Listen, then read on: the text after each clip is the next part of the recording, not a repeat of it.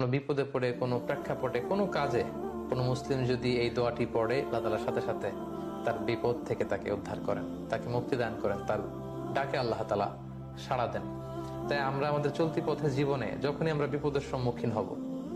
যখনই কোনো ক্রাইসিস মোমেন্টে পড়বো, আমরা যেন সাইয়েদনা ইউনূস আলাইহিস সালামের এই দোয়াটি পড়ি, যেটা আমরা দোয়া ইউনূস হিসেবে সবাই চিনে থাকি, লা ইলাহা ইল্লা আনতা সুবহানাকা ইন্নী কুনতু মিনাল যালিমিন।